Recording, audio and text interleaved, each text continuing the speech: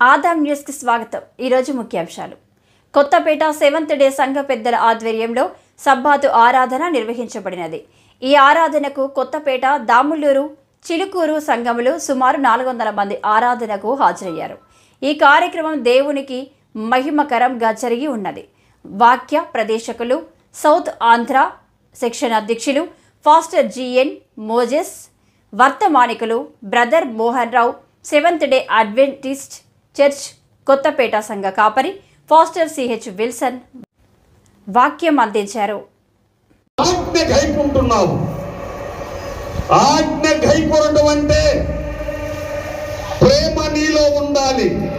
ఎందుకంటే దేవుడు ప్రేమ కలిగిన వాడు. నీ దేవుడు ఎవరు? ప్రేమ కలిగిన వాడు. ఆయన్ని ఆరాధిస్తున్న నీవు నేను ప్రేమ కలిగిన క్రీస్తు కొరకే మరణిస్తాను. క్రీస్తు కొరకే మరణిస్తా. క్రైస్తవులను హింసించిన వాడు, క్రైస్తవులను హాని చేసినటువంటి వాడు, క్రైస్తవుల యొక్క మరణానికి సాక్షిగా నిలబడిన వాడు, అనేకమైనటువంటి క్రైస్తవులను బంధించి జైల్లో పెట్టించిన వాడు ఇచ్చే సాక్ష్యము. నేను బ్రతికితే క్రీస్తు కొరకే, చావైనా క్రీస్తు కొరకే. చూసారా? అదే నిజమైన సాక్ష్యం. ఆ సాక్ష్యం కలిగి నీవు ఉన్నావా? ఆ సాక్ష్యం కలిగి నేను ఉన్నాను. ఒకవేళ ఆ సాక్ష్యము నీలో నాలో లేకపోతే మనము నిజమైన క్రైస్తవులము కానేరము. తర్వాత చూద్దాము. ఇక్కడ మనం చూసినట్లయితే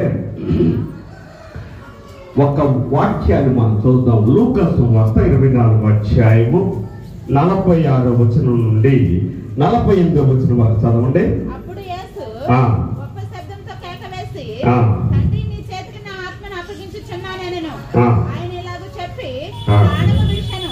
శతాధిపతి జరిగినది చూసి ఈ మనుషుడు నిజముగా నీతిమంతుడే. ఈ మనుషుడు నిజముగా నీతిమంతుడే. ఎవరిచ్చారు సాక్ష్యం? ఒక శతాధిపతి క్రీస్తుని నమ్మని వాడు.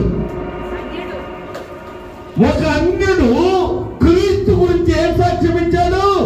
ఇతడు నిజంగా నీతిమంతుడే, ఏ పాపము లేని వాడే. నీ గురించి ఎవరన్నా సాక్ష్యం ఇస్తున్నారా? నా గురించి ఎవరన్నా సాక్ష్యం ఇస్తున్నారా? క్రీస్తు ఆ యొక్క శిలువ మీద మరణించినప్పుడు ఆ శతాధిపతి ఆయన కొట్టించిన వాడు, ఆయనని అవమానపరిచిన వాడు, ఆయనను శిలువకు అప్పచెప్పిన వాడే ఏమిస్తున్నాడు సాక్ష్యము? ఈయన ఏ పాపము ఎరగడు, ఈయన ఏ అన్యాయము చేయని వాడు నీతిమంతుడంటే అదే అర్థము. ఈయన ధర్మమును పాటించిన వాడు, ఇతడు దైవ కార్యము నిర్వర్తించిన నీతిమంతుడు. మరి మన గురించి, నా గురించి సాక్ష్యం ఇస్తున్నారా? నీ గురించి సాక్ష్యం ఇస్తున్నారా? నీ గురించి, నా గురించి సాక్ష్యం ఇవ్వాలి అంటే నా ప్రవర్తన, నీ ప్రవర్తన మార్చుకోవాలి. నీ గుణగణాలు, నా గుణగణాలను మార్చుకోవాలి. నీ బుద్ధి, నా బుద్ధి మార్చుకోవాలి. అది మార్చుకున్నప్పుడే ఇతరులు నాలో క్రీస్తుని చూస్తారు. మనం మార్చుకున్నప్పుడే మనలో క్రీస్తుని చూస్తారు. అది చూసినప్పుడే నీవు నిజమైన క్రైస్తవుడు.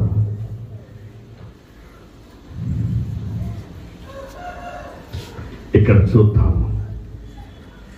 ఈయన ఎవరన్నాను?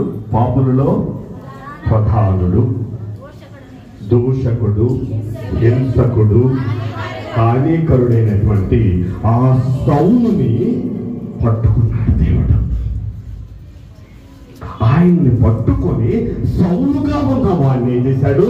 పౌలుగా మార్చాడు. అది మొదలుకొని ప్రభువుకి తన యొక్క సమర్పించుకున్నాడు. తన మనస్సును సమర్పించుకున్నది. ఆ రోజు మొదలుకొని ఆయన మరణించేంత వరకు ప్రభువుని విడనాడలేదు. ప్రభు కొరకు కొరకు మరణించాడు, ప్రభు కొరకు జీవించాడు, ప్రభువుని ఇతరులకు చూపెట్టాడు.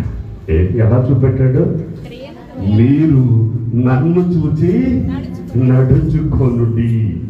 ఒక మానవుడు, ఒక పాపి, పాపులలో ప్రధానుడైన పౌలు ఉన్నాడు. మీరందరూ నన్ను చూచి ఎందుకు? క్రీస్తు నాలో ఉన్నాడు.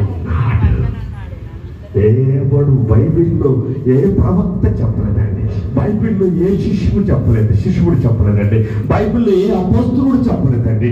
ఒక్క పౌలు మాత్రమే చెప్పాడు, నన్ను చూసి మీరు నడుచుకొనుడి. ఎందుకంటే జీవిస్తున్నది నేను కాదు, జీవిస్తున్నది క్రీస్తే. మరి మనలో ఉన్నాడు.